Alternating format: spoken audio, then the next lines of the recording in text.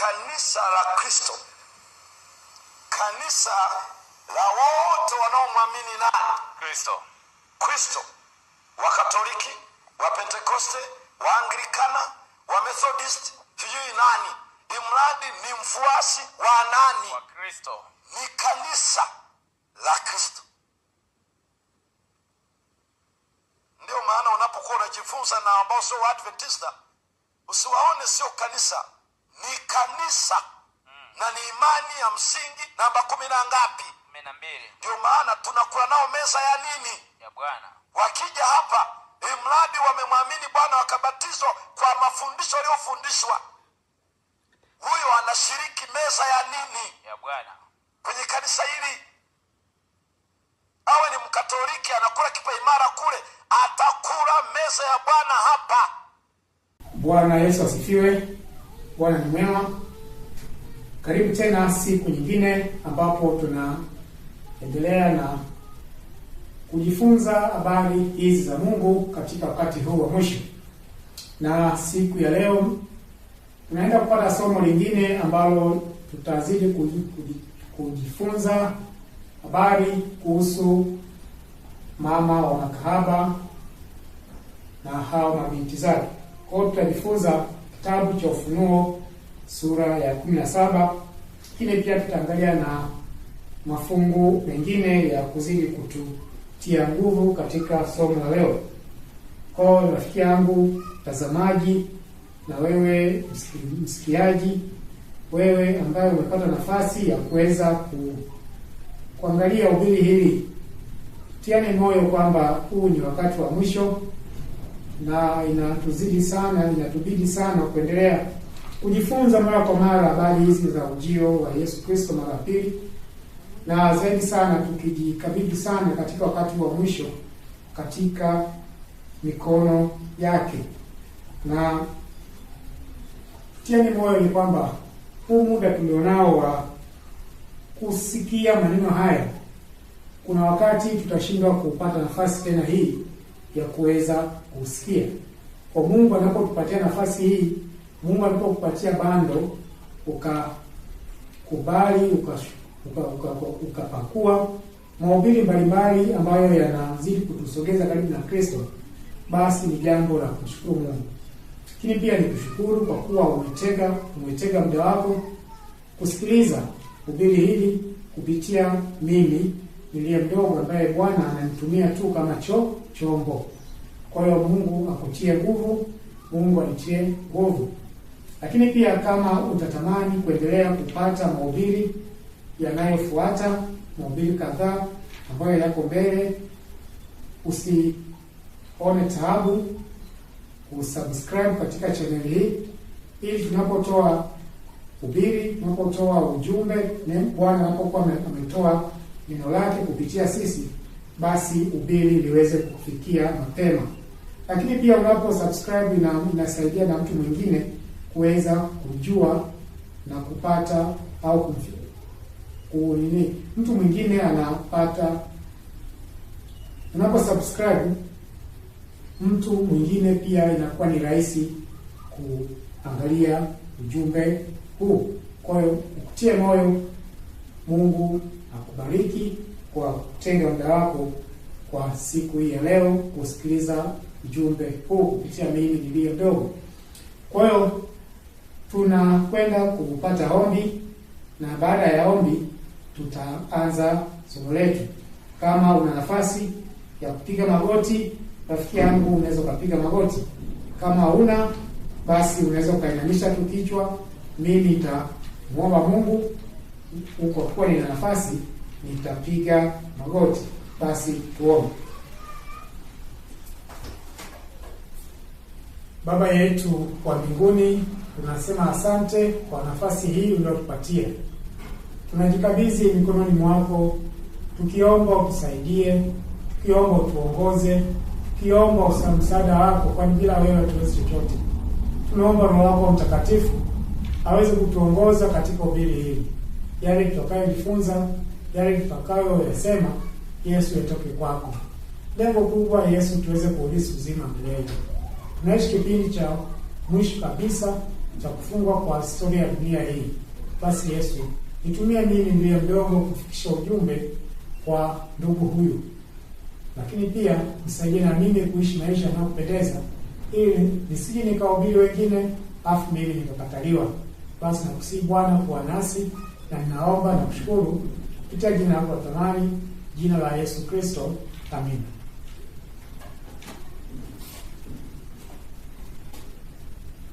Rafiki yangu, tunaposoma katika Biblia kitabu cha Ufunuo sura ya 17, tunakutana na mwanamke. Na huyu mwanamke, Biblia, neno la Mungu limemtaja kama mama, lakini pia huyu mama anaitwa mama wa makahaba.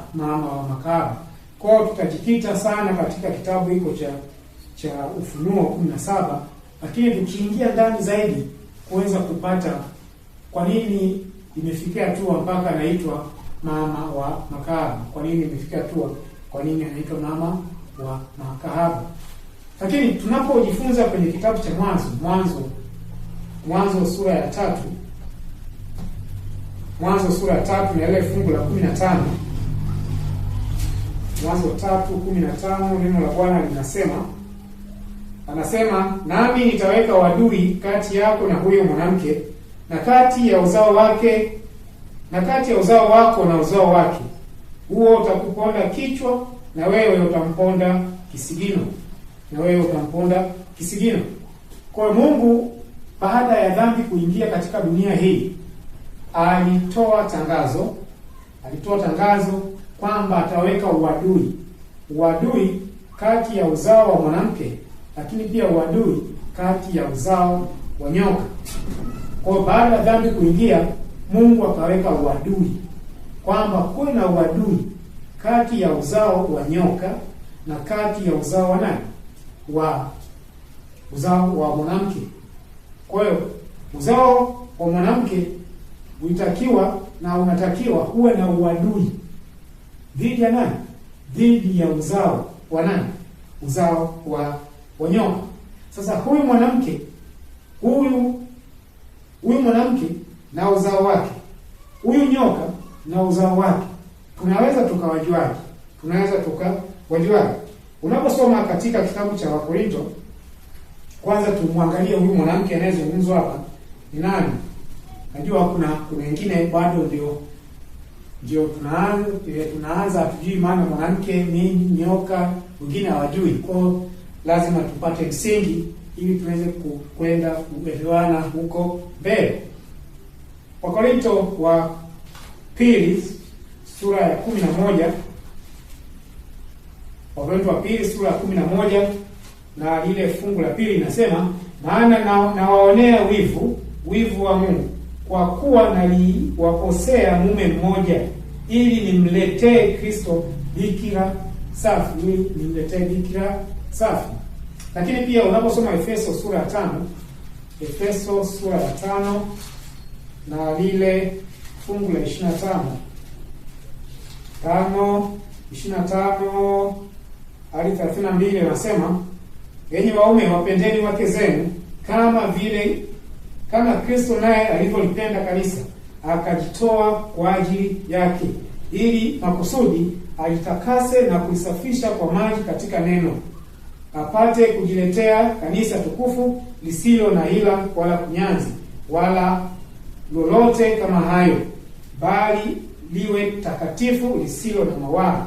Vivyo hivyo imewapasa waume nao kuwapenda wake zao kama miili yao wenyewe.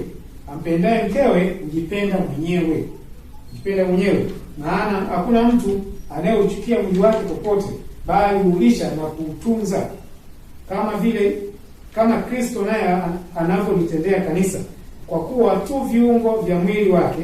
Kwa sababu hiyo mtu atamwacha baba yake na mama yake, ataambatana na mkewe, na hao wawili watakuwa mwili mmoja. Fungu la 32. Siri hiyo ni kubwa, ila mimi nanena habari ya Kristo na kanisa. Siri hiyo ni kubwa, ila mimi nanena habari ya Kristo na kanisa.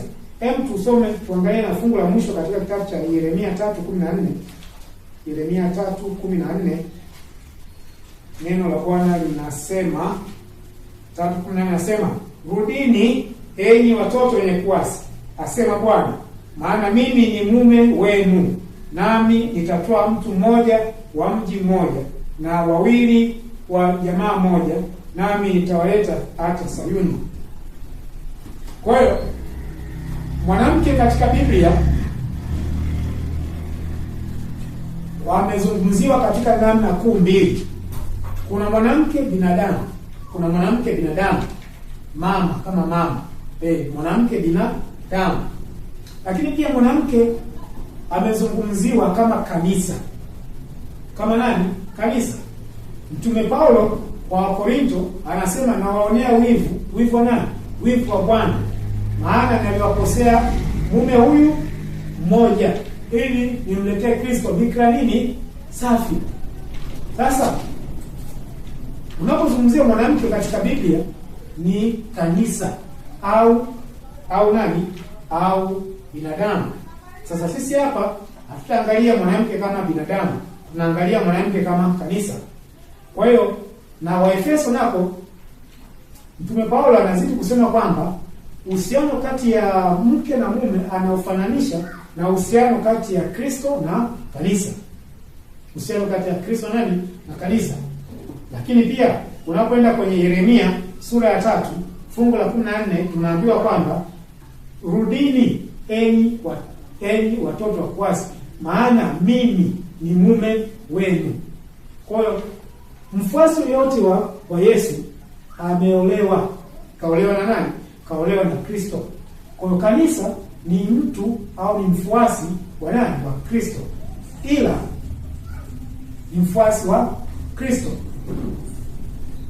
Sasa huyu mfuasi wa Kristo anafananishwa, uhusiano wake yeye na Kristo unafananishwa kwa uhusiano wa ndoa.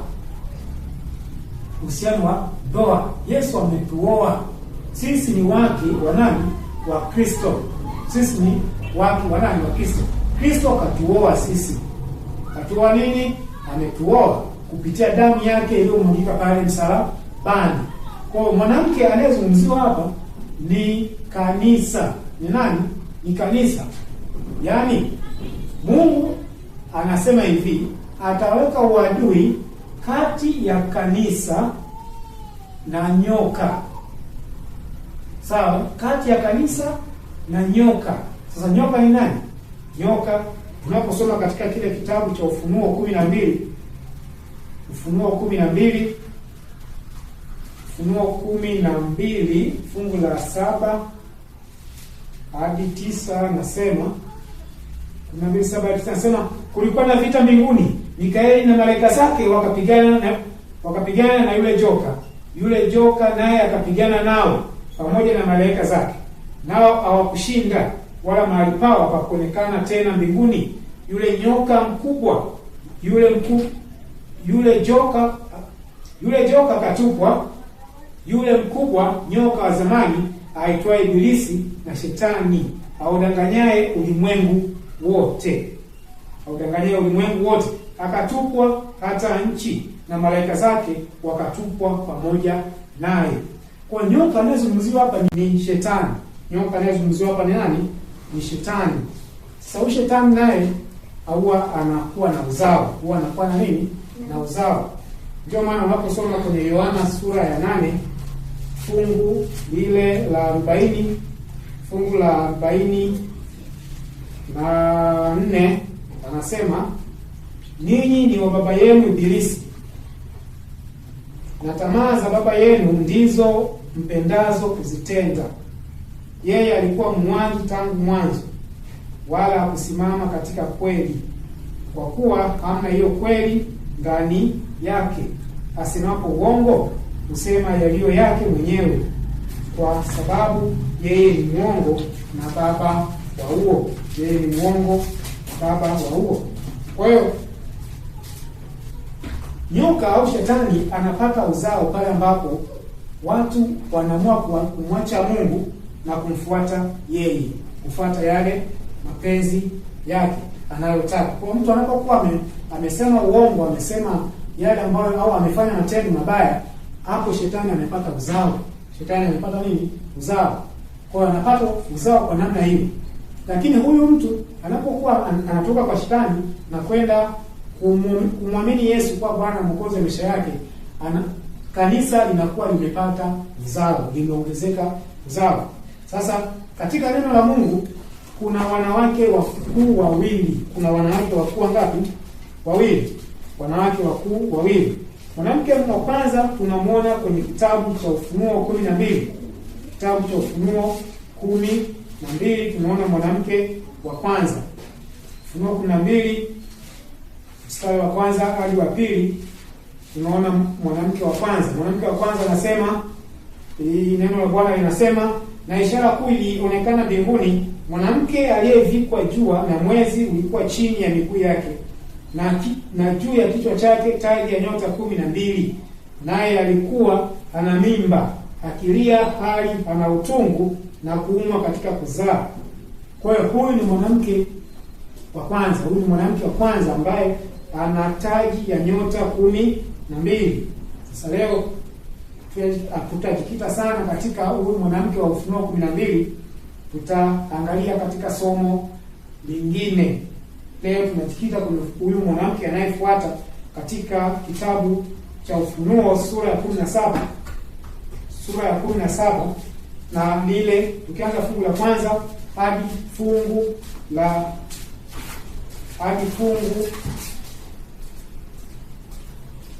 fungu la 5. Nasema, akaja mmoja wa wale malaika 7 wenye vile vitasa 7, akanena nami akisema, njoo huku nitakuonyesha hukumu ya yule kahaba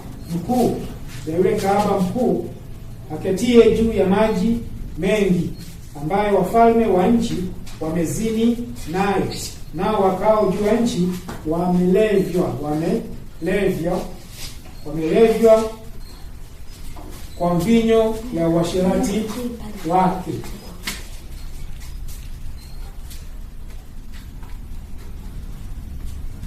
Wamelevwa kwa mvinyo ya uasherati wake.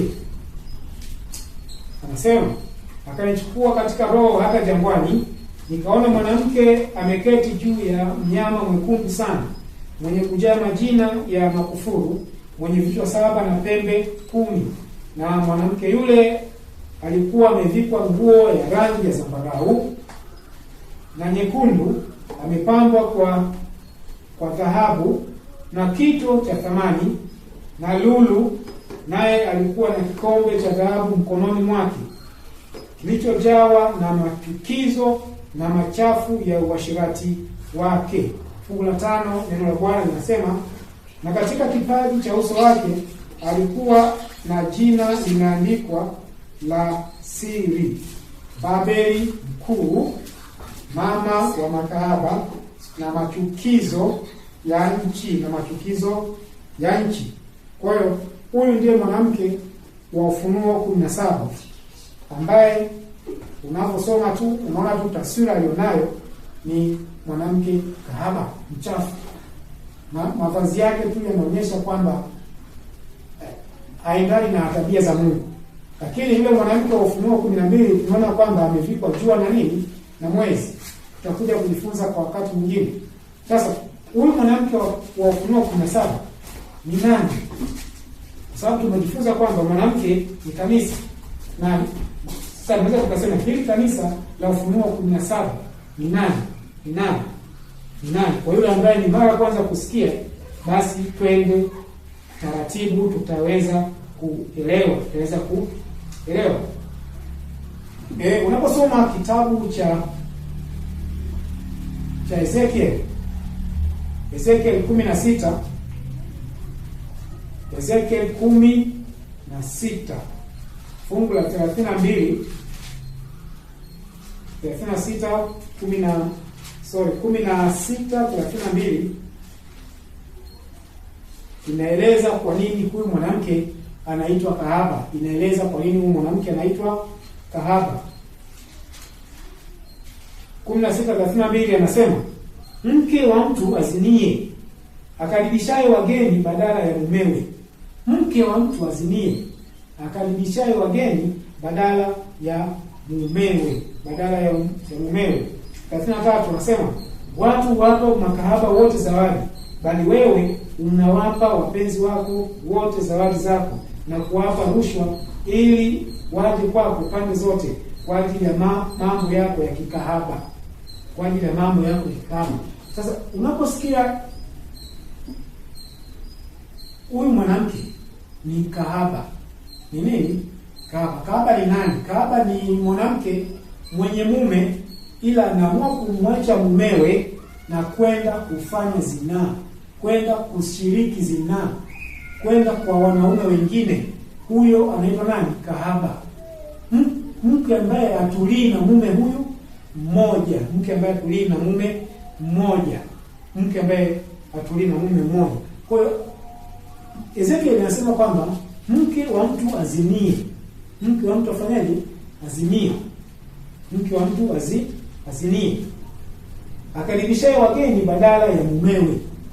Kwa hiyo kanisa kama kanisa lina mume mmoja ambaye ni nani? Ni Kristo. Huyo ndio mume wa kanisa. Unaposoma kwenye kitabu cha Mwanzo sura ya 4 na lile fungu la 16 hadi 17, neno la Bwana linasema, Kaini akatoka mbele za uso wa Bwana, akakaa katika nchi ya Nodi mbele ya Eden. 17, Kaini akamjua mkewe, naye akapata mimba, akamzaa Enoko. Akajenga mji, akauita Enoko kwa jina la mwanawe. Hapo ndipo uzao wa nyoka ulipoanza kujitofautisha na uzao wa mwanamke, na ni baada ya Kaini kuweza kutoka mbele ya uso wa Bwana na kaenda akatengeneza mji, na ule mji akauita jina la nani? La mtoto wake wa kwanza. Kwa hiyo hapo uzao wa nyoka ukaanza kusambaa, na tangu hapo tunaona wale wote ambao walikuwa wametokea katika mizizi katika ukoo wa Kaini wakaanza kuitwa wana wa wanadamu. Lakini pia uzao wa Sethi ambao wao walibaki kumcha Mungu, wao walikuwa wanaitwa wana wa Mungu. Kwa hiyo hapo ndipo chimbuko la uzao wa mwanamke, na ndipo kuna chimbuko la uzao wa huyu nyoka, Sasa tuone katika kitabu cha Hosea na Manabii sehemu ya kwanza ukurasa wa 72 na ile haya ya kwanza, neno la Bwana linasema kupitia nabii, anasema wakati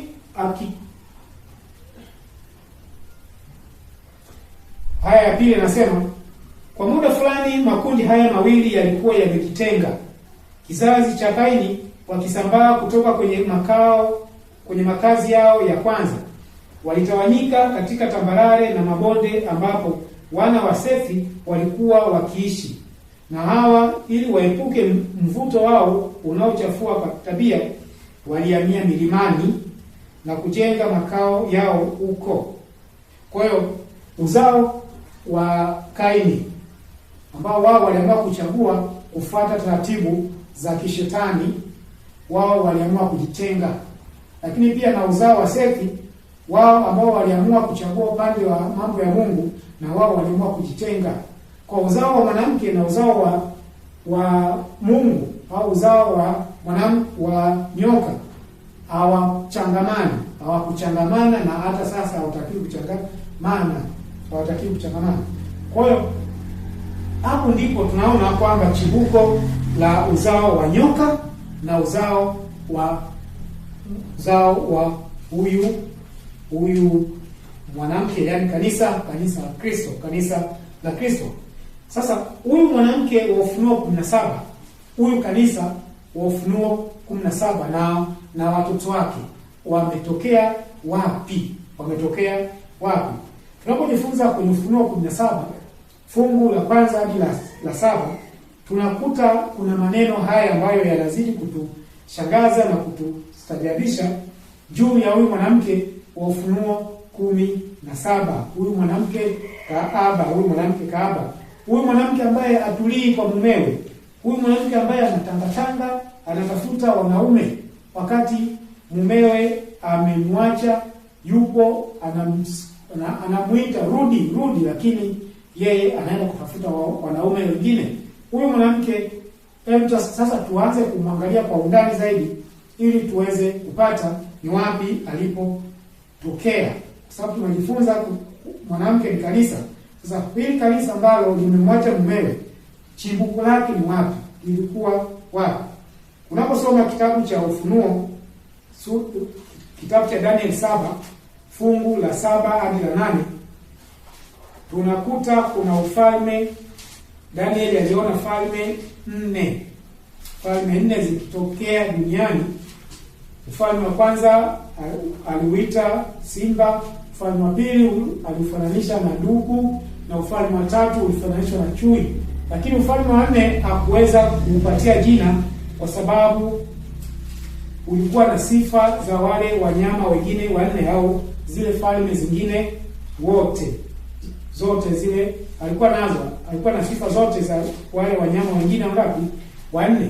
Kwa hiyo tunapojifunza kwenye Daniel 7 fungu la 7, anasema baadaye nikaona katika njozi ya usiku, na tazama mnyama 4, kwenye mnyama weka mfalme. Kwa hiyo unaposikia mnyama ni mfalme, wewe ambaye ndiye mara kwanza kujifunza habari hizi za unabii, anasema baadaye nikaona katika njozi ya usiku, na tazama mnyama 4, mwenye kutisha, mwenye nguvu, mwenye uwezo mwingi, naye alikuwa na meno ya chuma makubwa sana. Alikula na kuvunja vipande na kukanyaga mabaki kwa miguu yake, na umbo lake lilikuwa mbali kabisa na wale wa kwanza, naye alikuwa na pembe 10. Sasa Danieli aliona wanyama 4 na mnyama wa 4 alishindwa kumpatia jina kwa sababu alikuwa na sifa za wanyama wote wangapi? Sifa za wale wanyama wote 4. Kwa hiyo tu akasema ni wakutisha, ni ana nguvu, ana meno ya chuma. Sasa dunia imetawaliwa na wafalme au mataifa makuu 4. Na haya mataifa yalikuwa ndio Mungu kayaita kwa namna ya nini? Ya ufalme au falme. Ufalme wa kwanza kutawala dunia ilikuwa ni ufalme wa Babeli. Ufalme wa pili kutawala dunia ulikuwa ni ufalme wa Umedi na Uajemi. Ufalme wa tatu kutawala dunia ulikuwa ni ufalme wa ufalme wa 4 kutawala dunia ni ufalme wa Rumi. Yesu amezaliwa katika utawala wa Rumi. Rumi imeanza kutawala dunia toka mwaka 668, toka mwaka 168 BC kabla ya Yesu kuzaliwa mpaka mwaka 476 AD baada ya Yesu kuzaliwa. Kwa hiyo huu ufalme wa 4 ndipo Daniel alionyeshwa kwamba kuna ufalme mwingine mdogo. Sasa twende katika Ufunuo kwenye Daniel 7 fungu la 8, anasema nikaziangalia sana pembe zake, na tazama pembe nyingine ikazuka kati yao, nayo ilikuwa ndogo, ambayo mbele yake pembe 3 katika zile za kwanza zikamolewa kabisa. Na tazama katika pembe hiyo mlikuwa na macho kama macho ya mwanadamu, na kinywa kilichokuwa kikinena maneno makuu. Kwa hiyo Daniel aliangalia ule ufalme wa 4 kutawala dunia. Ule ufalme wa 4 ulikuwa kwenye miguu yake au kwenye kichwa chake kulikuwa kuna pembe 10. Kwenye Ufunuo, kwenye Daniel 7 ni pembe 10. Kwenye Daniel 2 katumia nyayo za miguu ambazo zina nini? Zina vidole 10, ni kitu kimoja. Kwa hiyo sasa kwenye Ufunuo anaonyeshwa kwamba huyu mnyama, kwenye Daniel anaonyeshwa kwamba kwenye Daniel 7 anaonyeshwa kwamba huyu mnyama wa 4 alikuwa na pembe 10. Sasa pembe 10 unaposoma kwenye Daniel, kwenye Ufunuo 7, kwenye Ufunuo 17 fungu la 12 nasema Na zile pembe 10 ulizoziona ni wafalme 10 ambao hawajapokea ufalme bado, lakini wapokea mamlaka kama wafalme muda wa saa moja pamoja na yule mnyama. Kwa hiyo unaposikia pembe 10 ni wafalme 10. Danieli aliona mnyama wa 4. Huyu mnyama wa 4 alikuwa juu ya kichwa chake kuna pembe 10, ambao hizo pembe 10 Ufunuo upo anasema ni wafalme 10. Kwa huyu mnyama wa 4 ilipofika mwaka 476 ilishindwa kuweza kutawala dunia. Hatimaye ikapasuka, ikagawanyika katika makabila yenye wafalme wangapi? 10, yenye wafalme 10. Sasa Danieli akaona, akatazama vizuri, akaona katikati ya hizi falme 10 ikachomoka pembe ndogo, yani ikachomoka ufalme mdogo. Ikachomoka ufalme mdogo. Ndio maana 7:8 anasema nikaziangalia sana pembe zake, natazama pembe nyingine ikazuka kati yao, nayo ilikuwa ndogo, ambayo mbele yake pembe 3 katika zile za kwanza zikamolewa kabisa. Sasa unapojifunza huu ufalme mdogo ndio imezungumziwa kwenye kitabu cha Ufunuo 17 kwamba ni kanisa. Sasa twende taratibu tutapata majibu vizuri. Sasa hii pembe ndogo sifa yake ilikuwa ina nini? Ilikuwa iling'oa pembe 3. Yaani kwenye zile pembe 10 iling'oa pembe 3. Yaani kuna mateso matatu ambayo yalikuwa yanapinga kuinuka kwa ufalme huu mdogo kutawala dunia. Kwa hiyo yalipopinga yakaondolewa katika ramani ya dunia, yakafutwa. Hatimaye sehemu yao ikasimama hii pembe ndogo, huu ufalme mdogo. Sasa sifa ya hii ufalme mdogo inaelezwa katika fungu la 25. Inaelezwa kwenye fungu la 25, inasema naye atanena maneno kinyume chake aliye juu, naye atawadhoofisha watakatifu wake aliye juu, naye ataazimu kubadili majira na sheria, nao watatiwa mikononi mwake kwa wakati na nyakati 2.5 wakati. Sasa huyu utawala mdogo, hii pembe ndogo itapigana na watakatifu, itanene kinyume na nani? Na Mungu. Maana yake ni kwamba ufalme mdogo itakuwa inajihusisha na habari za kiroho. Na habari za nini? Za kiroho. Ndio maana inajihusisha, anasema atanena kinyume chake nani? Aliye juu. Atawadhoofisha watakatifu wake nani? Aliye juu.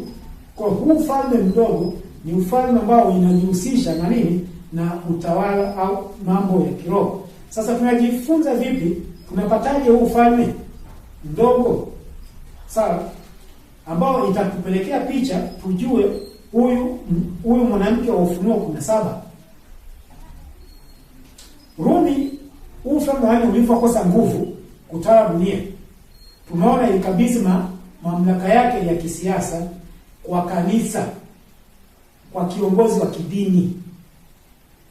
Rumi ya kisiasa ilipokosa nguvu ya kutawala dunia, ikachukua mamlaka yake ikamkabidhi kiongozi wao wa kidini. Kwa hiyo Rumi ilikuwa na kiongozi wa kidini. Na kiongozi wa kidini huyu yeye ndio alikuwa anaendesha habari za ibada za makafara, manini, ibada za kipagani alikuwa anaendesha. Kwa hiyo Rumi ilipokosa ushawishi kidunia, ikachukua mamlaka yake ya kisiasa ikamkabidhi na kiongozi wa kidini. Tunapozungumzia mwanamke au pembe ndogo, ni utawala wa upapa, utawala wa upapa. Huyo ndio pembe ndogo, Sasa na Roho Bwana kupitia kwa Mtume Paulo alisema kupitia kitabu cha Wathesalonike wa pili ile sura ya 2, tukianza fungu lile la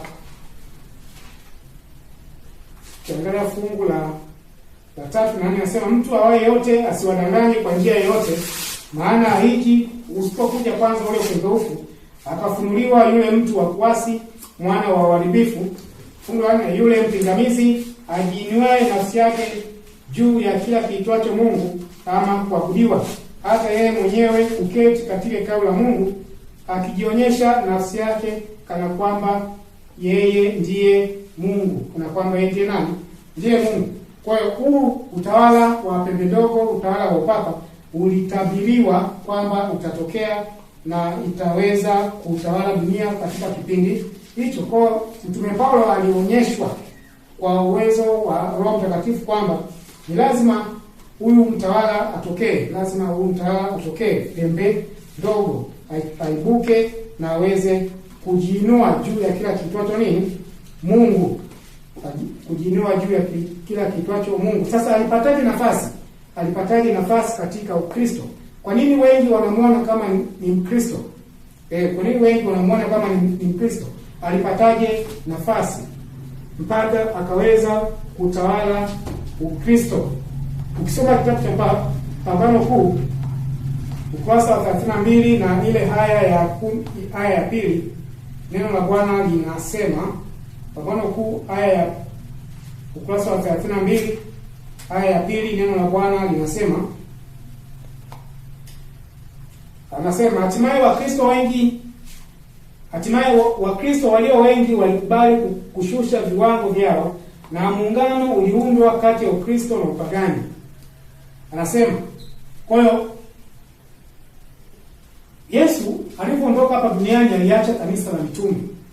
Hao mitume walifanya kazi ya Bwana, wakafa, kikaja kizazi kingine.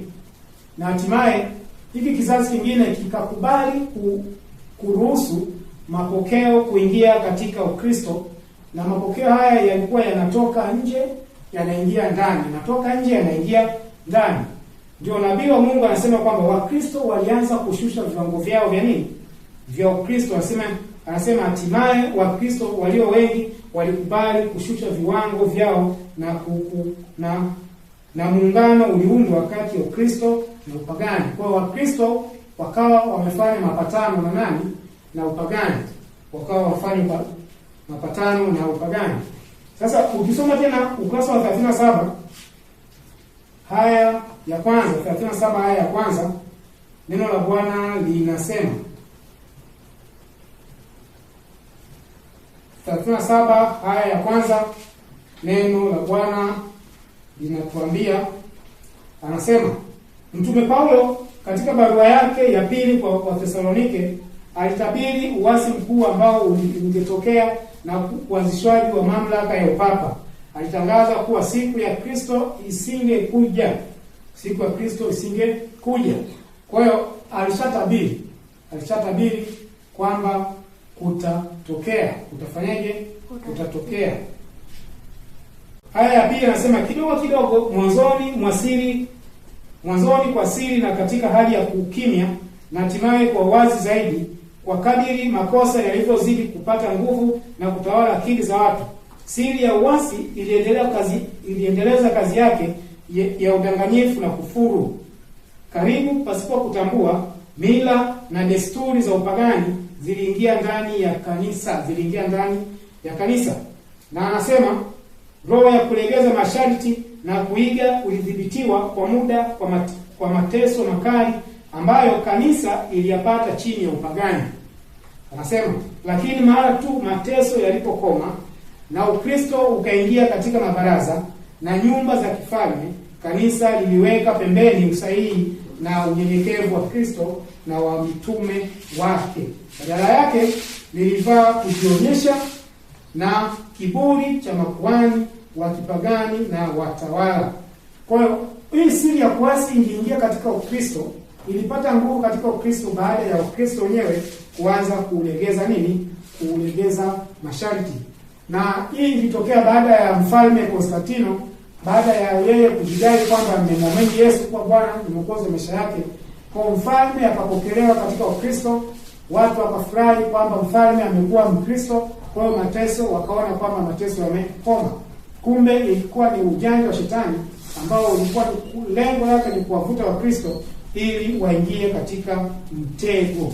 Kwa hiyo Jambo la kwanza kabisa ambalo ilipelekea Wakristo kukubali usiri wa uasi ni Wakristo wenyewe walibadili au walilegeza masharti ya nini?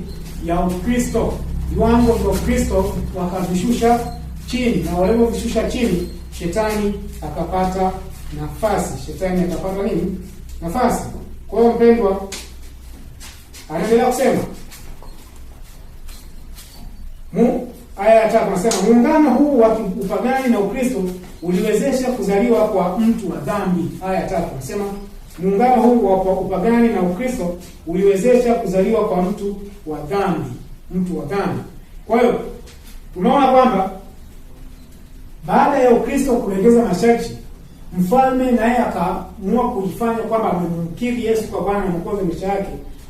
Aliingia katika Ukristo, na alipoingia katika Ukristo tunakuja kuona ibada za kipagani zikaanza kuingia katika Ukristo, wanaingiza misalaba, wanaingiza nini, mambo ya ajabu yakawa inaingia katika nini, katika Ukristo. Kwa hiyo hapo ndipo siri ya kuasi ilipoanza kazi.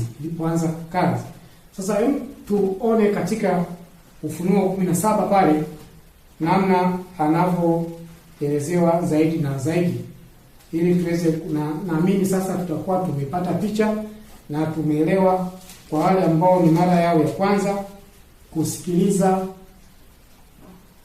maneno haya ya unabii.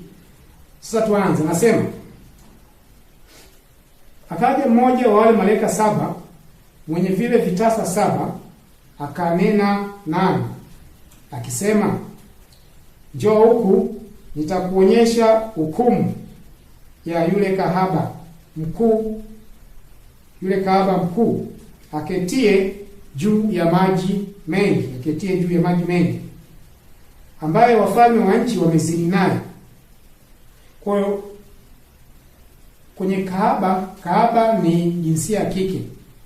Kwa hiyo kwenye kahaba weka kanisa, ila ni kanisa ambalo limemwasi nani? Limemwasi Kristo, lina mume mwingine. Lakini anasema wafalme wa nchi wamezini naye. Yaani hili ni kanisa ambalo lina ushikamano, lina mapatano, lina makubaliano, lina ushirikiano na wafalme wa nchi, yani viongozi wa nchi. Anasema, nao wakao juu ya nchi wamelevywa kwa mvinyo ya uasherati wao. Sasa wakazi wa dunia wamelewa, hawaelewi, wamelewa. Kwa nini? Kwa mvinyo wa uasherati wake. Sasa tunapozungumzia habari ya mvinyo ya uasherati wake, haya ni mafundisho ambayo anawapa wakazi wa dunia, na hatimaye wakazi wa dunia wanaamua kuyafuata pasipo kuchunguza kwenye Biblia. Hatimaye wanakuwa wanalewa, yani hawaelewi. Ukiambiwa kwamba hii nguruwe hailiwi, hawataki kuelewa. Unaposikia wakazi wa dunia kulewa, ni ile hali ya watu kufundishwa mambo ambayo kwenye Biblia hayapo, lakini yanafundishwa na watu wameyakamata kama ni mafundisho ya Mungu, kumbe sio ya nani? Kumbe sio ya Mungu. Anasema fungu la 3, akanichukua katika roho hata jangwani, nikaona mwanamke. Sasa mwanamke anaweka kanisa. Nikaona kanisa ameketi juu ya mnyama mwekundu sana. Sasa huyu mwanamke ameketi juu ya mnyama mwekundu sana. Mnyama tunakumbuka tulijifunza ni ufalme. Kwa hili ni kanisa ambalo limekaa au limebebwa na nini? Na huyu mnyama. Mnyama gani? Tuliona mnyama wa kitabu cha Ufunuo sura ya kwanza, Ufunuo 13 na lile fungu la kwanza hadi fungu la pili. Tuliona turudi hapo mpendwa, usichoke. Nasema Ufunuo 13 fungu la kwanza fungu la kwanza nasema, kisha nikaona mnyama akitoka katika bahari mwenye pembe 10 na vichwa 7, na juu ya pembe zake ana vilemba 10, na juu ya vichwa vyake majina ya makufuru. Kwa huyu ndiye mnyama anayezungumziwa, ambaye ni yule mnyama wa Daniel 7 fungu la 7, ambaye anaelezwa kama ni mnyama wa 4, ambaye kupitia yeye huu pembe ndogo ilichipuka, ili kanisa lilitokea. Kwa hiyo huyu mwanamke wa Ufunuo 17 kabebwaje? Yeye alipata mamlaka ya kidunia, kutawala dunia kupitia utawala wa 4 kidunia. Kwa kupitia utawala wa 4 kidunia ulivyokosa nguvu, ukakabidhi mamlaka kwake. Kwa hiyo utawala wa 4 Rumi Empire ni kama imeisaidia, yaani yupo pale kwa mgongo wa utawala wa 4 wa upi wa Rumi.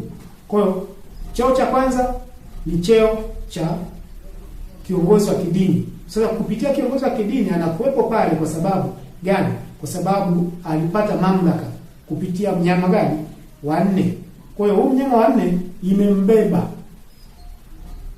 Bila yeye pale, bila mnyama wa 4 kumpa mamlaka, asingepata nguvu ya kutawala dunia. Kwa hiyo huyo mnyama aliyembeba ni utawala wa 4 wa Rumi.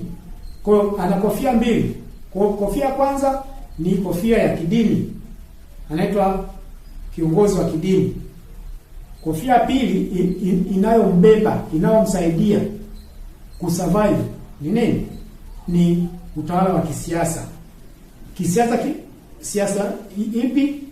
Kupitia mfalme wa 4 ambao alipewa mamlaka. Anasema ila huyu mnyama wa 4 alikuwa mwekundu sana. Sasa rangi nyekundu inaashiria alama ya dhambi. Inaashiria alama gani? Ya dhambi. Inaashiria pia alama ya damu, mauaji. Kwa hiyo huyu mnyama wa 4 ana sifa ya kuua. Ana sifa nini? Ya kuua. Kwa hiyo aliua kivipi? Huyu ufalme wa pembe ndogo au upapa ulipopata mamlaka kidunia toka 538 aliua. Alikuwa anatumia mamlaka ya kiserikali, yaani mamlaka ya kiunyama, lakini pia na mamlaka ya kidini kuwatesa watakatifu. Kwa aliua watu wengi. Kwa hiyo ana sifa ya kumwaga damu. Ndio maana kwenye kitabu cha Daniel 7 fungu la 25 tunaona huyu pembe ndogo, utawala wa pembe ndogo wa upapa, tunaona kwamba iliazimu kubadili majira na sheria, lakini pia iliwadhoofisha watakatifu kwa nyakati 2 na nusu wakati na nyakati moja. Anasema tena,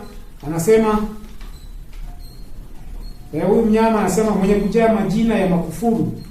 Ana majina ya makufuru. Makufuru ni maneno au ni mambo yanayoonyesha, yani ni matukano, matusi.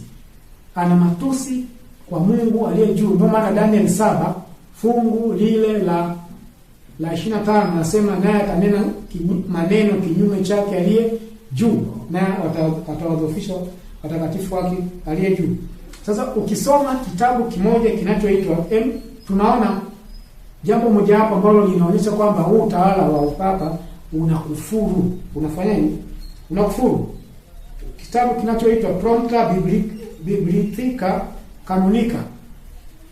Kitabu hiki ambacho kimeandikwa na Lucius Ferrari, kitabu volume ya 6, ukurasa wa 438 hadi 442 na 442 inaeleza maneno haya yafuatayo. Inasema papa ana cheo kikuu mno, tena ametukuzwa mno kiasi kwamba yeye si mwanadamu tu, bali kama ilivyo ni Mungu, tena ndiye aliye badala ya Mungu. Kwa hiyo anajiita yeye ni Mungu, lakini pia anajiita yeye ndiye mwakilishi wa Mungu hapa duniani, kwamba yeye ni nani? Ni Mungu. Kwa hii ni tusi. huwezi ukajifananisha na Mungu. Sasa huu utawala unajifananisha na Mungu.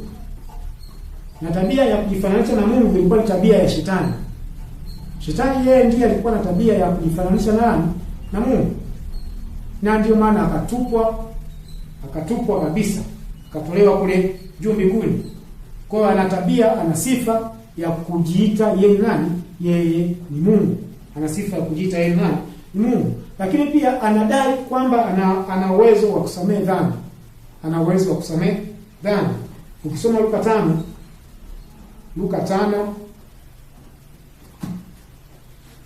5 fungu la 20 na 21.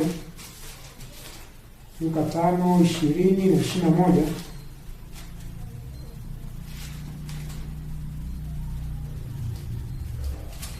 Tano 20 na 21 nasema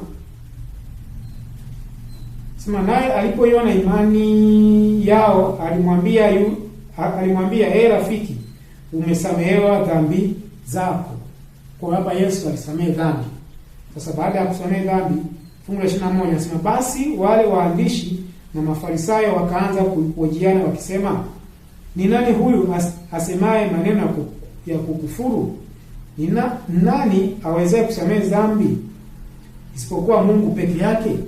Kwa hawa watu hawakujua kwamba Yesu naye anao mamlaka ya kusamehe dhambi. Kwa wakamwona kwamba anakufuru. Kwa mwenye uwezo wa kusamehe dhambi ni Mungu peke yake.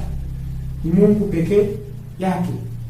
Na kwa kitendo hicho utawala huu wa upapa unadai kwamba inao mamlaka ya kusamehe watu nini? Dhambi. Kwa watu wao wanaenda kufanya kitubia, wanaenda kuungama dhambi, wanataja dhambi zao pale. Wanataja juzi nimezini, jana nimefanya hiki, alafu anakutajia zile sala za malipizi. Unaenda, nakumbuka nilikuwa nikienda kule natajiwa nataja zile dhambi, nasema lakini hii sitaji. Kwa kuna mmoja anakuwa na iminya sihitaji. Alafu padri anatajia sala za malipizi. Nenda kasali sala Maria 10, hii atukuzwe sio ngapi. Nenda. Basi naenda, nikifika singine nasahau kwamba nimetajiwa ngapi na nasema naondoka.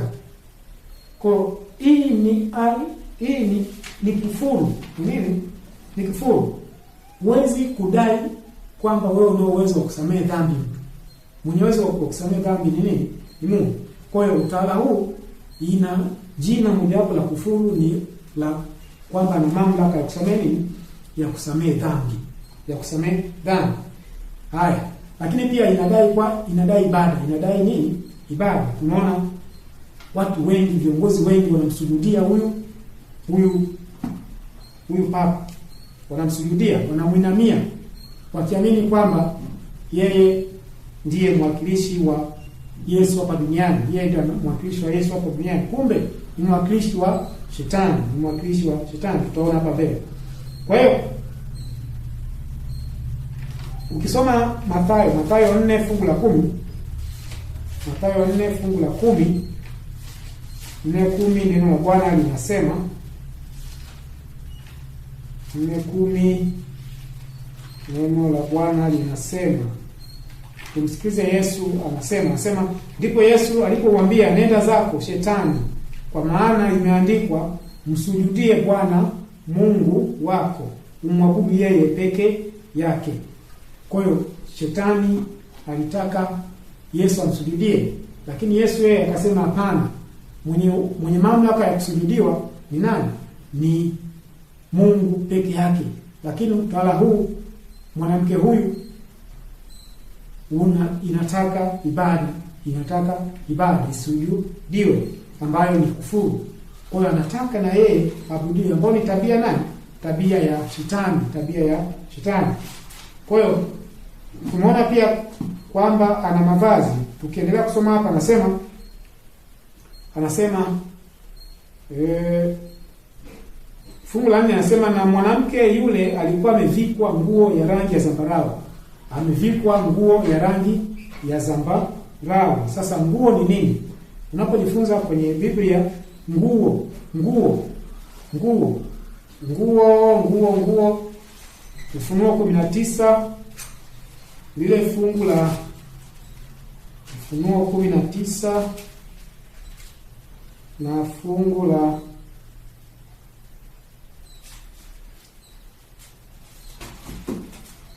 unaposoma Ufunuo 19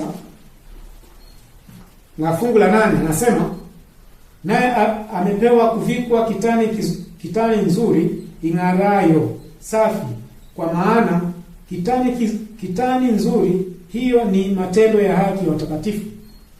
Kwa hiyo kitani, amevikwa kitani kizuri. Kwa hiyo unaposikia vazi kitani nini, katika Biblia inawakilisha matendo, tabia gani? Tabia za wacha Mungu. Tabia ya mtu inawakilishwa na nini? Na vazi. Sasa kuna mavazi mazuri, lakini pia kuna mavazi mabaya. Sasa huyu amevikwa nguo ya rangi ya nini? Ya zambarau, rangi ya zambarau. Lakini pia sio zambarau tu. Ukisoma hapa anasema amevikwa nguo ya rangi ya zambarau na nyekundu, amepambwa kwa dhahabu na kito cha thamani na lulu, naye alikuwa na kikombe cha dhahabu mkononi mwake, kilichojawa na machukizo na machafu ya uasherati wake. Sasa huyu amevikwa kwa nguo ya rangi ya zambarau. Rangi ya zambarau inawakilisha nini? Mamlaka ya kifalme. Mamlaka nini? Ya kifalme. Ndio maana Yesu akiwa baada ya kusulubiwa, wale maskari walichukua vazi la rangi ya zambarau wakamvika, na walipomvika wakimdhihaki kwamba yeye nani? Ni mfalme. Kwa hiyo rangi ya zambarau inawakilisha hali ya ufalme. Rangi ya zambarau inawakilisha hali ya ufalme, lakini pia inawakilisha rangi ya kikuhani. Tunaona katika kitabu cha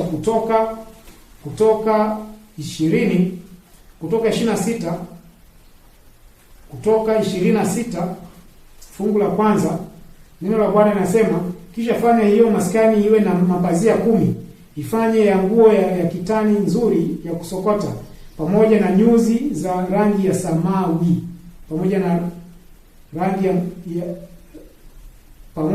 rangi ya samawi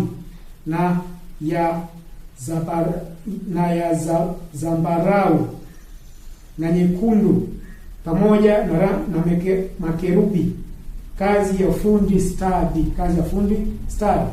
Kwa vazi la kuhani ilikuwa na mavazi yafuatayo. Kwanza, moja, rangi ya samawi, yani rangi ya blue.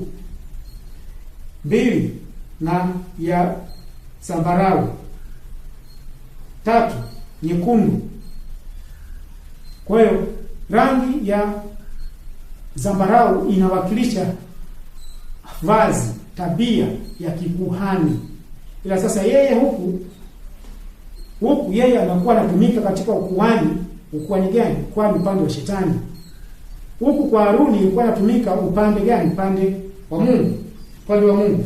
Lakini pia unaposoma amevikwa pia na rangi gani? Na rangi nyekundu, vazi la rangi nyekundu. Isaya 1 fungu la 18 inasema, dhambi zenu zijapokuwa nyekundu kama bendera, zitakuwa nyeupe kama nini? Kama sufu. Kwa ndio maana huyu utawala wa upapa unaitwa mtu wa uasi, mtu wa dhambi.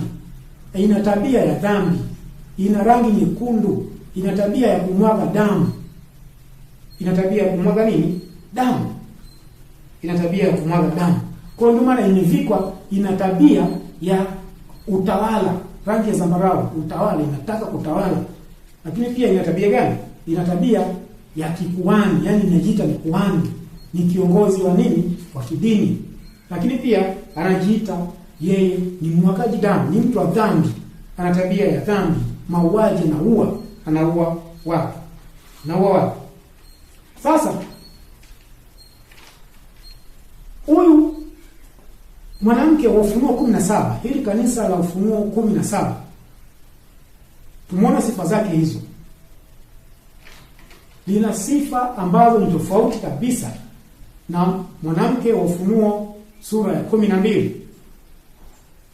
Mwanamke wa Ufunuo 12 yeye kavalishwa tu jua na mwezi ipo chini ya nini? Ya miguu yake.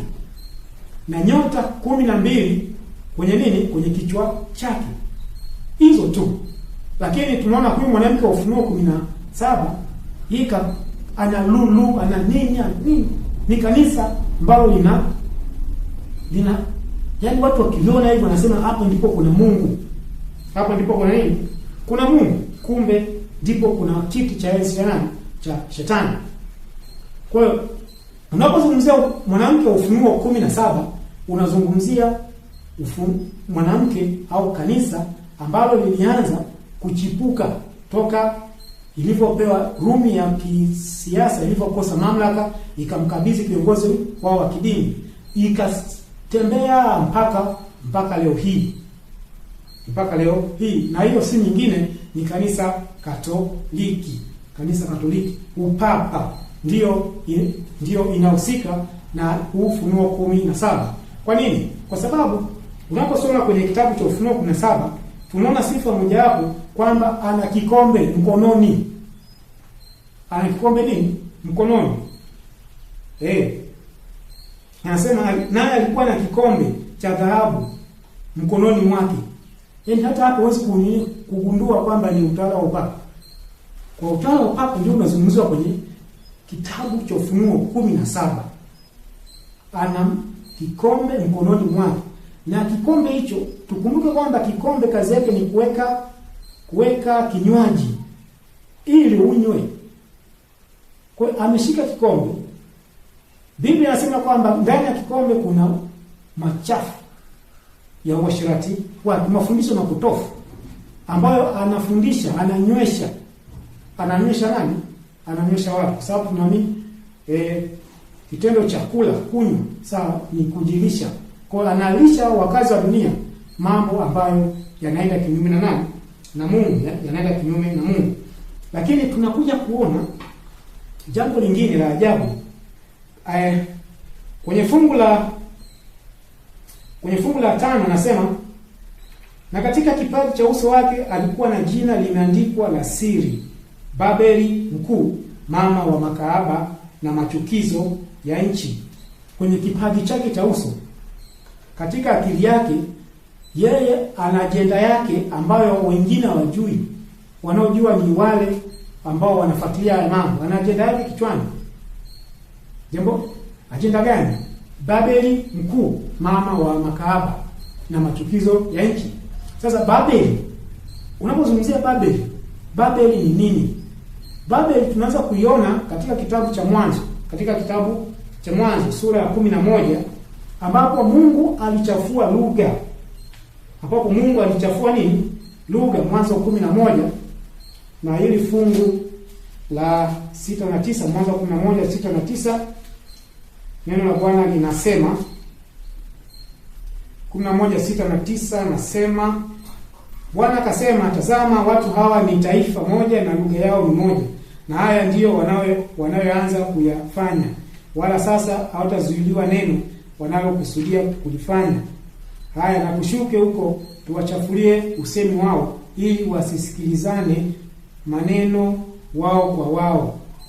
Basi Bwana akawatawanya kutoka huko waende usoni pa nchi yote, wakaacha kujenga ule mji. Kwa maana hiyo jina lake likaitwa Babeli, maana hapo ndipo Bwana alipoichafua lugha ya dunia yote. Na kutoka huko Bwana akawatawanya waende usoni pa nchi yote. Kwa hiyo hapo ndipo tunapoanza kuona jina Babeli. Babeli imetokana na neno machafuko. Baada ya Mungu kuchafua lugha katika ule ujenzi wa ule mnara ambao ulikuwa unaenda kinyume na Mungu, basi pale pakaitwa Babeli. Na maana Babeli ni machafuko. Maana Babeli ni machafuko. Kwa hiyo hapo ndipo tunapoona chimbuko la neno Babeli. Babeli ya pili tunakuja kuiona kwenye na maana Babeli nyingine ni lango la, maana Babeli ni lango la miungu. ni lango la miungu. Kwa kama ni lango la miungu, basi ni lango la nani? La shetani. Kwa shetani kupitia Babeli alipata upenyo wa kuingiza ibada zake duniani. Kwa Babeli inatumika kama sehemu ya kutawanya ibada za shetani. Ibada za nini? Za shetani. Ndio maana unaposoma Isaya 21 fungu la 9, Isaya 21 fungu la 9, neno la Bwana linasema, Isaya 21 na ile fungu la 9, neno la Bwana linasema 21:9, Isaya anasema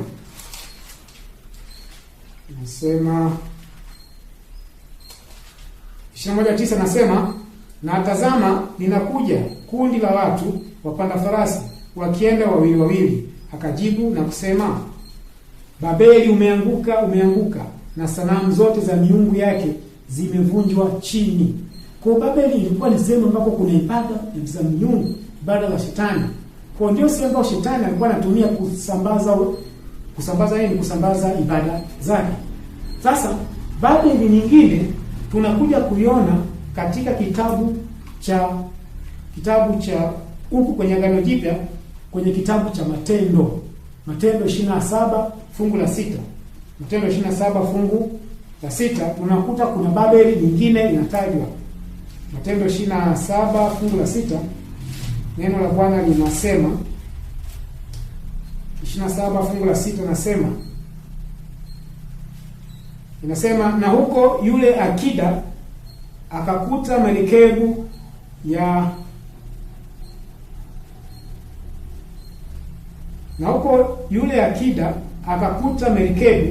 ya Iskandaria tayari kusafiri kwenda Italia, akatupandisha humo. Kwa huyu ni mtume Paulo akiwa anaelekea Rumi. Akiwa anaelekea wapi? Rumi. Anaeleza kwamba kule alikokuwa anakwenda, akida aliona merikebu akawampandisha ili waende wapi? Waende kule Italy. Sasa Petro yeye ndo akafafanua kwamba hiyo Italy ndio Babeli. Petro wa kwanza 5. Petro wa kwanza 5 fungu la 13 anasema mwenzenu mteule hapa Babeli awasalimu, na Marko mwanangu. Kwa hiyo Petro yeye ameeleza kwamba yeye alikuwa Babeli, na tunaona kwamba maisha ya Petro yalishia katika nchi ya Rumi au Italy. Kwa hiyo Babeli ya wakati huu inatakiwa tuipate katika nchi gani? Katika nchi ya Italy, ambapo tunaona kuna kanisa hili la Katoliki, Vatican iko pale. Kwa hiyo ndio tunapata nini? Tunapata hii Babeli. Kwa Babeli ya kipindi kile ilikuwa ni Babeli ya eneo kama eneo.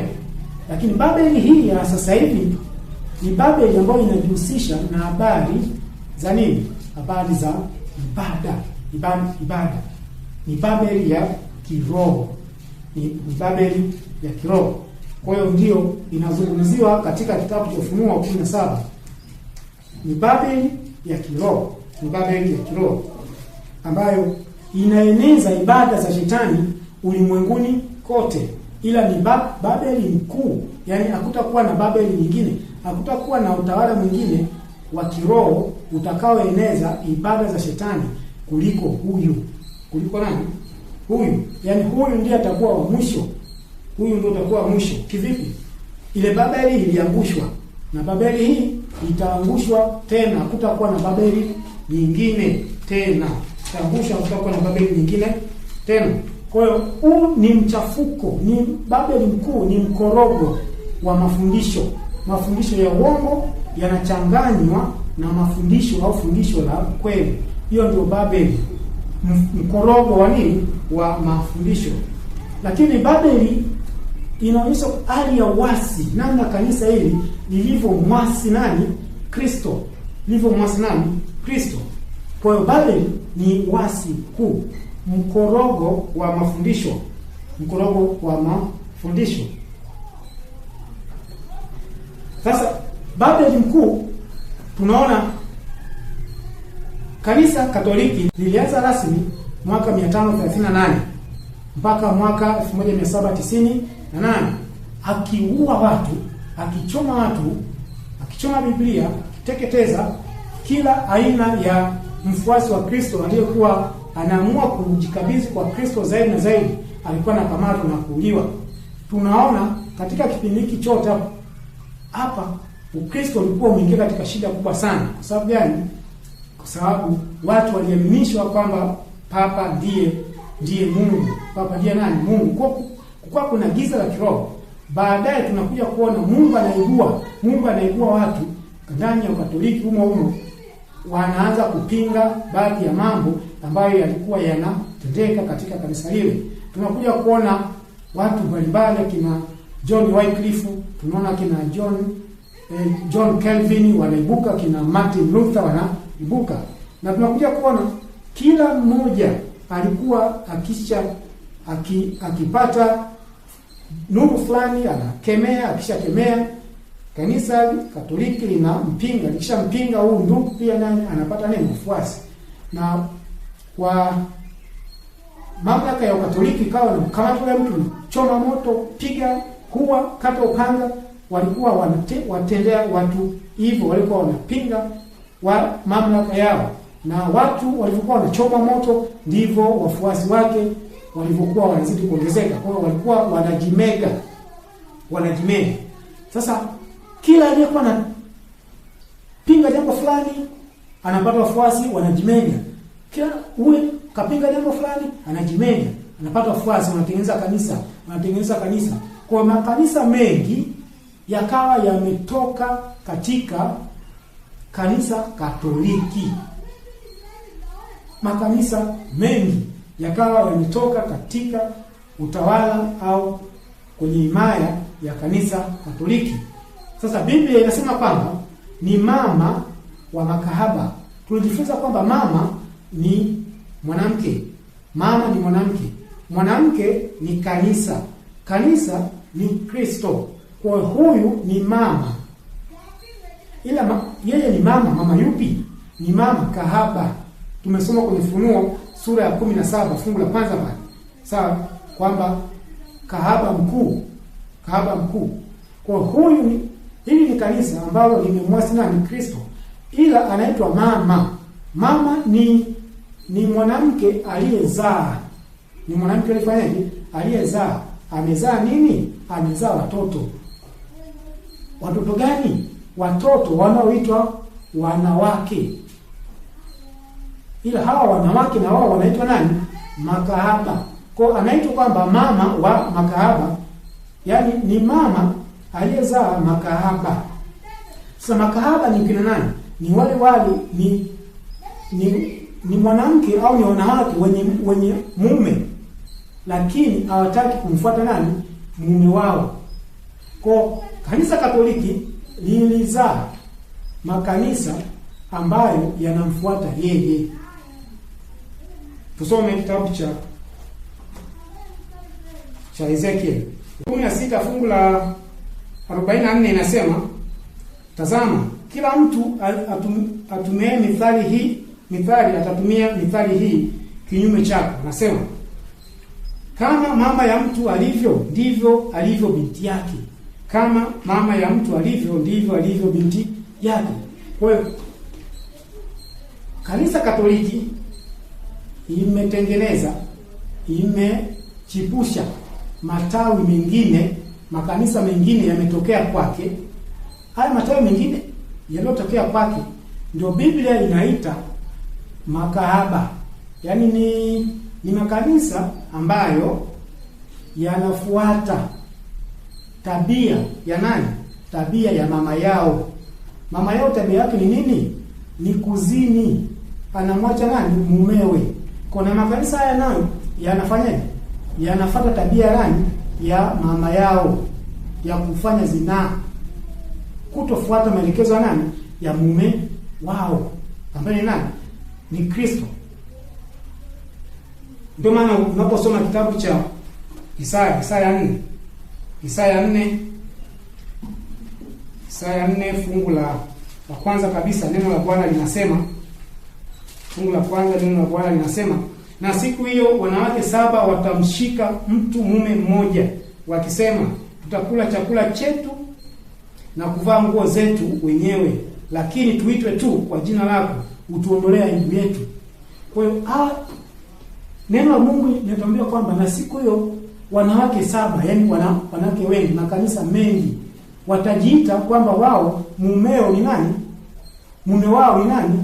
Ni mmoja, yani nani? Ni Yesu. Lakini anasema hawatakula chakula ambacho wanalishwa na Yesu, hawatakula chakula ambacho wanapewa na nani? Na Yesu. Lakini pia watakuwa na nguo, tabia, watakuwa na tabia zao, sio tabia za nani? Za Yesu. Sasa haya makanisa ambayo yamezaliwa kutoka katika Ukatoliki zina sifa za kuwa na tabia kama za Kikatoliki. Kivipi? Yaani mafundisho ambayo mama yao anayafundisha na wao wameyakumbatia. Tabia za mama yao wamezikumbatia, hawataki kufanya ni kuziacha. Wamezikumbatia, hawataki kufanya ni kuziacha. Sasa wanaitwa makahaba kwa sababu wana tabia za mama yao. Mama yao ni nani? Mama yao ni kahaba. Ndio maana kwenye kitabu cha Ezekiel 16 fungu la 48 tunaambiwa kwamba namna mama alivyo ndivyo na binti alivyo. Kwa mabinti na wao wana tabia za mama. Mambo ambayo mama anayo, mambo ambayo kanisa Katoliki wanayo na makanisa mengine wanayo. Na makanisa mengine wanayo, wanayaendeleza. Sasa tunajifunza kwamba waanzilishi wa haya makanisa ambayo yametokea Rumi walikuwa na lengo jema kabisa la kuweza kuondoka katika mamlaka ya Kiroma. Lakini kilichotokea, waanzilishi baada ya kufa, waasisi baada ya kufa, kikaja kizazi kingine kwenye yale makanisa, wakaendeleza mafundisho ya nini? Ya Kirumi. Mfano mzuri ni Martin Luther. Martin Luther katoka Rumi mwaka 1517 ndio alitoka rasmi wapi? Rumi. Na alipotoka Rumi akapata wafuasi, baadaye wakatengeneza nini? Wakatengeneza kanisa, wakaliita jina la KKT.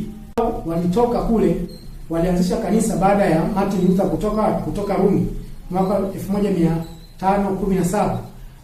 Kule Martin Luther alichokuwa anapinga ilikuwa ni mambo gani? Yalikuwa mengi sana, kama 95. Nitazungumzia machache. Mfano, Martin Luther alikuwa anapinga vyeti vya msamaha. Alikuwa anapinga vyeti vya msamaha. Alikuwa anapinga pia wokovu kwa matendo, kwamba tumeokolewa kwa nini? Kwa matendo, bali wokovu ni kwa imani. Kuna vitu ambavyo waanzilishi wa haya makanisa yaliyotoka kule walikuwa napinga, lakini walivyokufa hakuna mwendelezo wa matengenezo yaliyofanyika. Hatimaye wao wakarudi kufuata yale ambayo walikuwa wameyakimbia kule.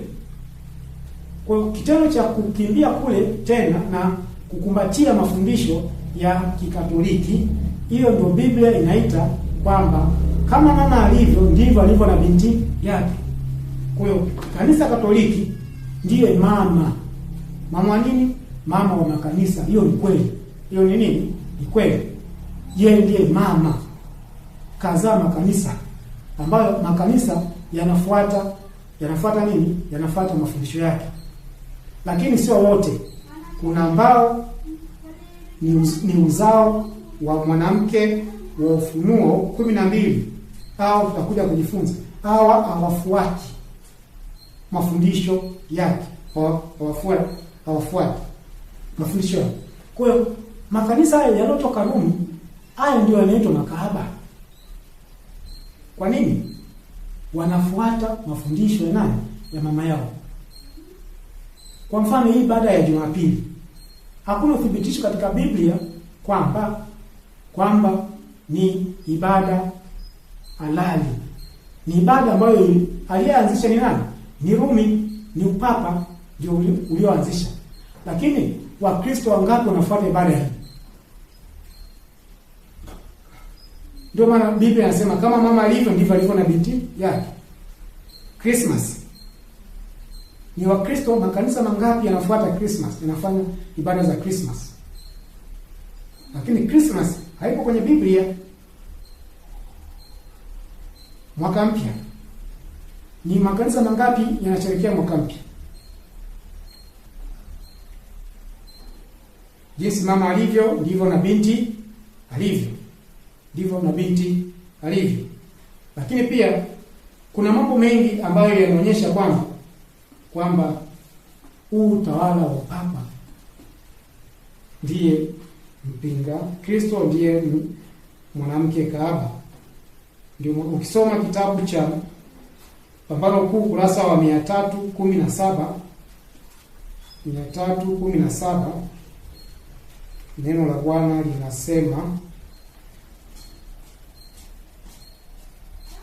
anasema ili maneno ya katikati hapa, anasema ilikuwa kwa njia ya kujitenga na Bwana na kushikamana na upagani ambapo kanisa la Kiyahudi lilibadilika na kuwa kahaba. Na kuwa nini? Kahaba. Na Rumi kwa kujinajisi kwa jinsi hiyo hiyo, kwa kutafuta msaada wa mamlaka za kidunia, inapokea hukumu inayofanana na hiyo hiyo. Anasema Babeli unasema kuwa mama wa makahaba. Mabinti zake lazima wawakilishe makanisa ambayo yanang'ang'ania mafundisho na mapokeo yake na yanafuata mfano wake wa kupuuza ukweli na kupuuza ukweli na kukubaliwa na Mungu, ili kuunda ushirika haramu na ulimwengu.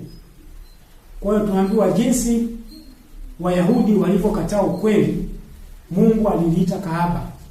Ni hivyo hivyo na Rumi, Ukatoliki, ulivyokataa ujumbe wa Mungu na kukumbatia upagani na kutotaka kusikia kabisa habari za ukweli wa neno la Mungu, linapokea hukumu hiyo hiyo, nayo imeitwa kahaba. Kwa hiyo kigezo kikuu cha kuitwa kahaba ni kufanyaje? Ni kukataa kufuata maelekezo ya Mungu. Sasa haya ya chini inasema mabinti zake lazima wawakilishe makanisa ambayo yanang'ang'ania mafundisho na mapokeo yake na yanafuata mfano wake wa kupuuza ukweli.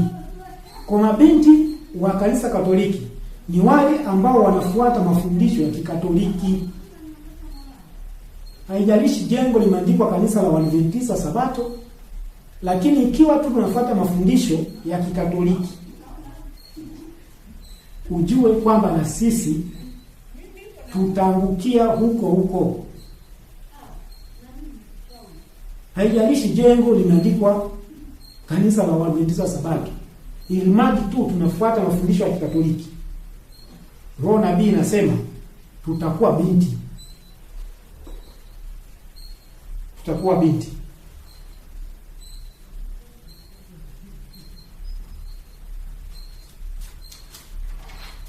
Tutakuwa binti. Sasa haya makanisa ambayo yanafuata binti, yanafuata mama yao, wanatii amri ya 5 kinyume.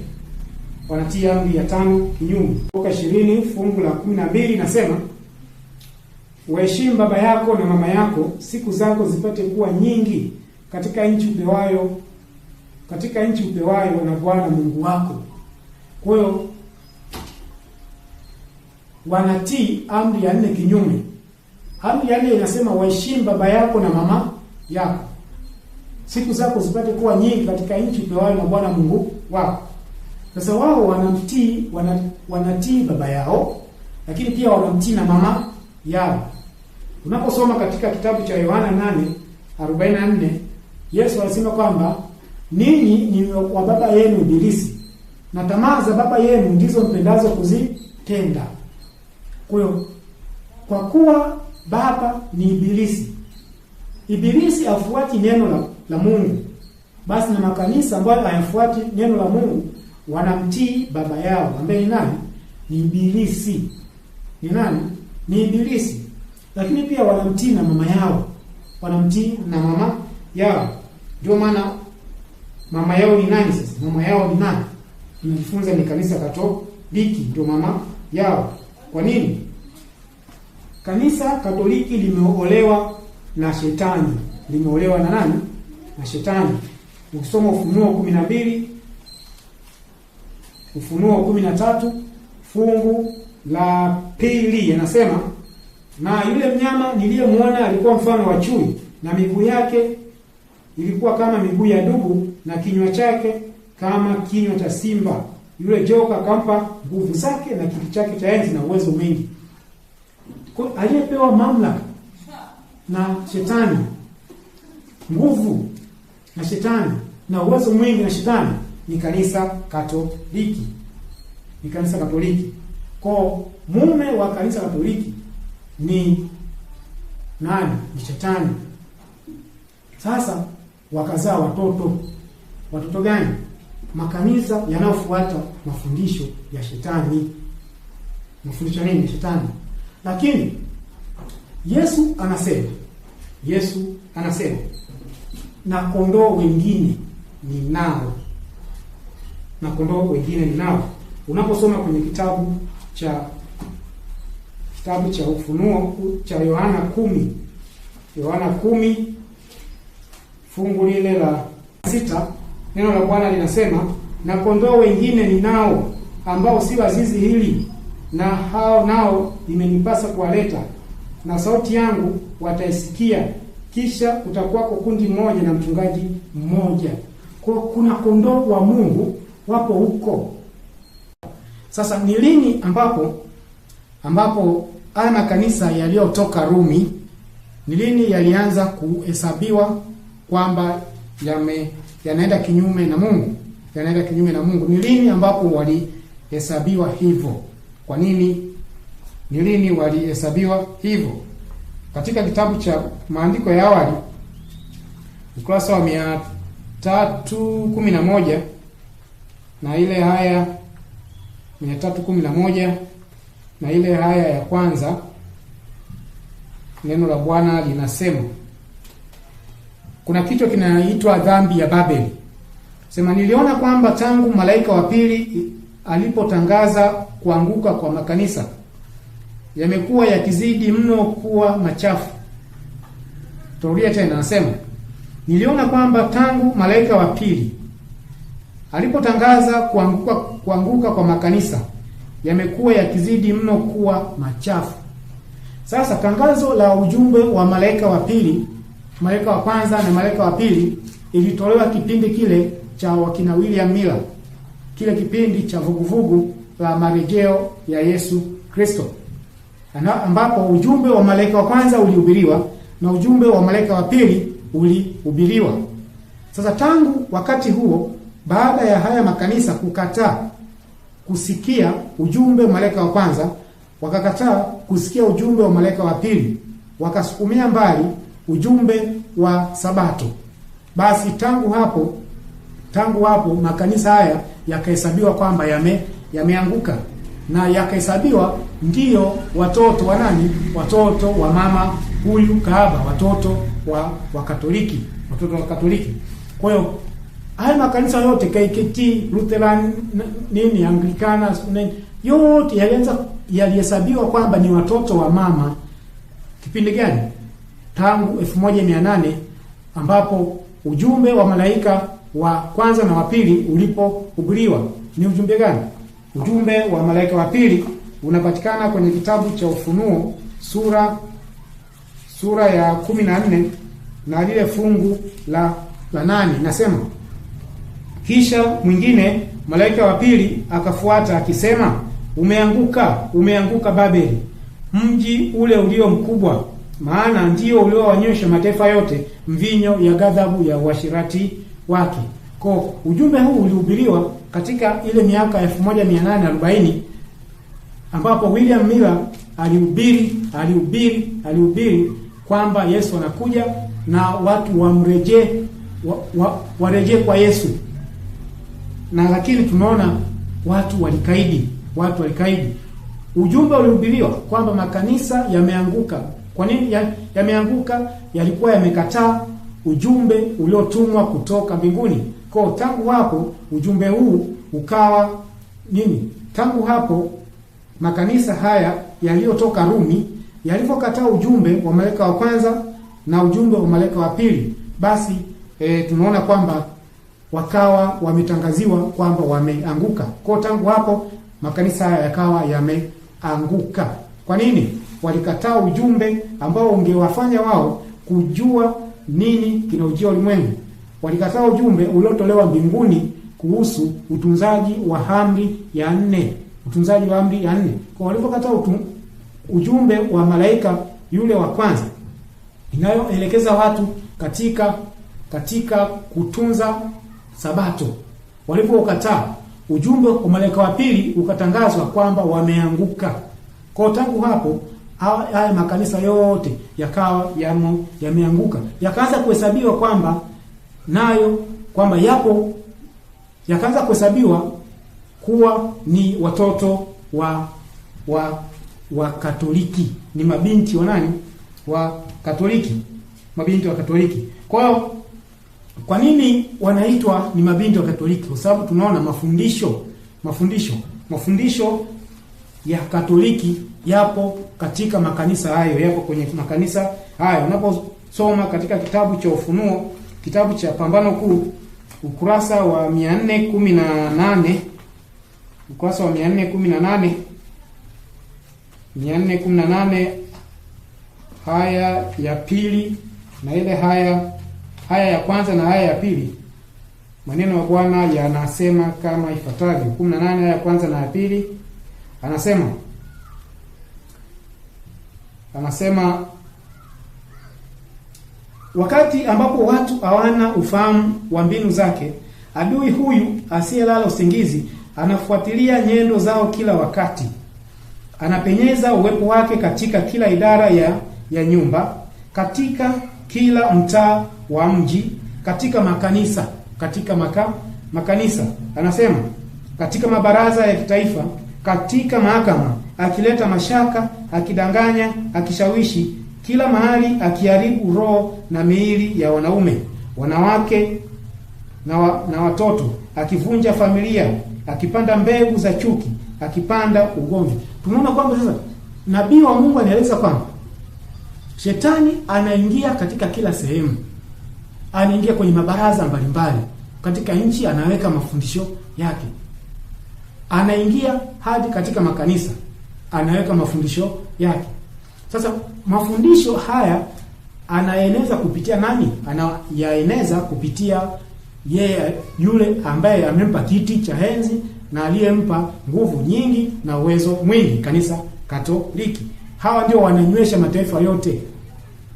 Kwa makanisa mengine yanapokea mafundisho ya shetani kupitia kwa kanisa Katoliki, kupitia kwa kanisa Katoliki. Kwa hiyo sasa makanisa yamekuwa yanaendesha taratibu na ibada za nini za Katoliki. Hem, tuone na kitabu cha Pambano Kuu, kurasa wa 466. Pambano Kuu inaeleza haya ya pili. 466 haya ya pili inasema, Waprotestanti wamecheza na upapa na kuulinda. Waprotestanti wamecheza na upapa na kuulinda. Anasema wamefanya maridhiano na kuacha baadhi ya mafundisho yao kiasi ambacho hata wafuasi wa upapa wenyewe wanashangaa wanapoona na wanashindwa kuelewa. Watu wanafumba macho yao kiasi kwamba hawaoni tabia halisi ya Urumi na hatari zinazotokana na ukuu wake. Watu wanahitaji kuamshwa ili kupinga madai ya adui huyu, adui hatari dhidi ya uhuru wa kiraia na wa kidini. Kwa hiyo nabii wa Mungu anasema kwamba Rumi, sawa, imechezea Uprotestanti. Waprotestanti wanasema wanacheza na nani? Wanacheza na Rumi, wanacheza na upapa. Anasema lakini pia wamelinda kivipi? Wamekubali kupokea mafundisho yao, mafundisho ya upapa, na halafu hawataki kuyaacha. Ndio maana wanaitwa makahaba, watoto binti za nani? Za Rumi. Kwa kuanzia KKT ni binti wa Rumi, Anglikana ni binti wa Rumi. Tangu lini? Tangu walipokataa ujumbe wa malaika wa kwanza. Walipokataa ujumbe wa malaika wa kwanza, tangazo likaja kwamba wameanguka. Lakini tunaona Yesu anasema kwamba anao kondoo wengine. Kwenye makanisa haya ya Anglikana, makanisa haya ya Wakatoliki, kuna kondoo wapo wamejazana humo kiba. Kwani mimi silikuwa huko? Mimi nilikuwa huko. Jamii yangu mimi si ni Wakatoliki. Mimi nilikuwa Katoliki. Nimetokea huko. Kwa kuna kondoo wa Mungu huko wamejazana hivi. Sasa kwa nini Mungu awaleti? Mungu atawaleta wakati wake ukifika.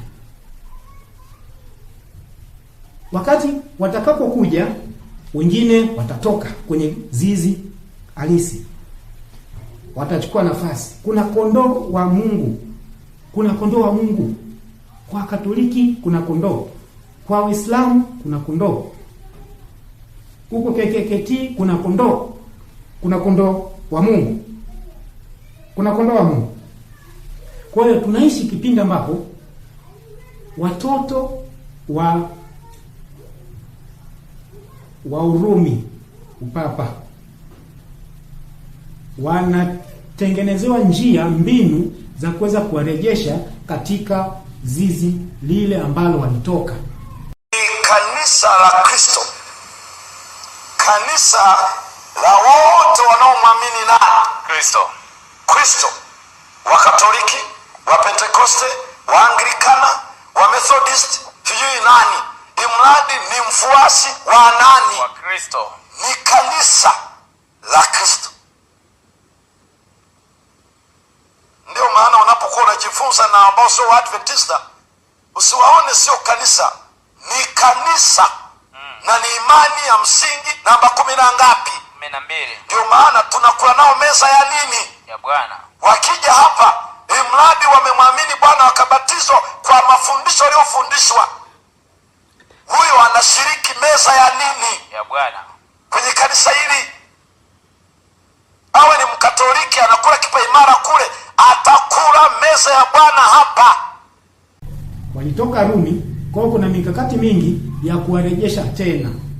Upapa unataka kuwarejesha tena. Unawarejeshaje? Una mbinu zipi zinatumika? Basi tutaangalia katika somo lijalo namna gani Rumi inavyowarejesha watoto wake, mabinti zake ambao ni makahaba. Na mpendwa, utiane moyo kwamba tunaishi kipindi ambapo sanamu ya mnyama inakwenda kuundwa, na sanamu ya mnyama inaundwa kwa kupitia mafundisho mbalimbali. Na sanamu ya mnyama ili iweze kuundwa, ni lazima watoto wa Katoliki warudi wapi? Warudi kwa mama yao. Wanarudije? Kwa viboko? Wanarudije? Basi tutaenda kuona namna gani Rumi itakavyowarejesha, na sio mbali inavyofanya mikakati ya kuwarejesha watoto wake, kuwarejesha mabinti zake. kurejesha mabinti zake. Kwa hiyo Ufunuo 17 inatuelekeza kwa nani? Kwa kanisa Katoliki, ambayo kupitia yeye makanisa mengine mengi yamezaliwa isipokuwa lile kanisa la Ufunuo 12. Ufunuo 12 ndilo pekee alijatoka Rumi, alijatoka kwa Katoliki. Lenyewe lilianzia toka Eden mpaka leo hii. Na kanisa sio jengo. Kanisa sio nini? Sio jengo. Kanisa ni mfuasi wa nani? Mfuasi wa Kristo, yule ambaye anamwamini Yesu kwa Bwana na Mwokozi wa maisha yake. Huyo ni kanisa. Kanisa gani? Ndilo kanisa la Mungu. Kwa hiyo tunapokutana pale kwenye lile jengo, sisi tunajenga mwili wa Kristo. Sisi tunajenga nini? Mwili wa Kristo. Kwa hiyo kanisa sio jengo. Kanisa ni mfuasi wa nani? Wa Kristo. Mfuasi wa Kristo. Kwa hiyo rafiki yangu, Mungu akubariki kwa kutenga muda wako kusikiliza neno hili ambalo Mungu amelisema kupitia mimi niliye mdogo. Mungu akubariki rafiki yangu. Kama huja subscribe, basi subscribe ili utakapo ubiri lingine litakapokuwa limekuwa tayari limeingia YouTube, basi liweze kukufikia. Lengo ni tuweze kurithi uzima wa milele. Lengo sio pesa, lengo ni kujiandaa. Wewe ujiandae, mimi nijiandae. Kwa Mungu akubariki kwa kutenga muda wako. Basi Bwana tukuzwe. Kama una nafasi, tunaweza tukapiga magoti ili tuweze kumuomba Mungu azidi kutuongoza katika wakati huu wa mwisho. Basi karibu.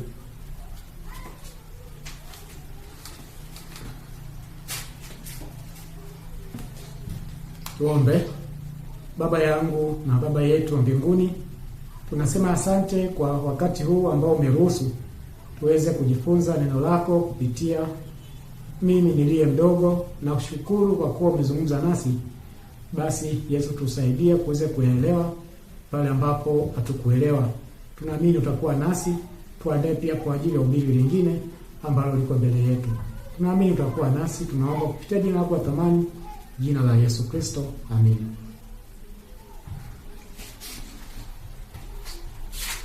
Bwana akubariki.